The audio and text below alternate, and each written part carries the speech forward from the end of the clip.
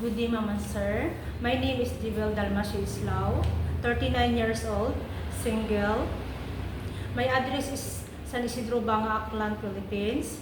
I have 3 sisters and 3 brothers. I am third in the family, college level. I work in Saudi Arabia for 2 years to a couple with 2 kids, ages 1 5 months old and 3 years old. I do cleaning, cooking, laundry, ironing, car washing, but my main duties is taking care of the children. I am hardworking, honest, and responsible mom. Good day, Ma'am and Sir.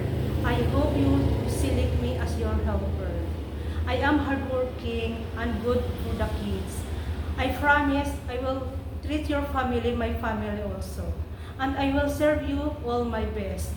Thank you, and I hope you will see you soon in Hong Kong.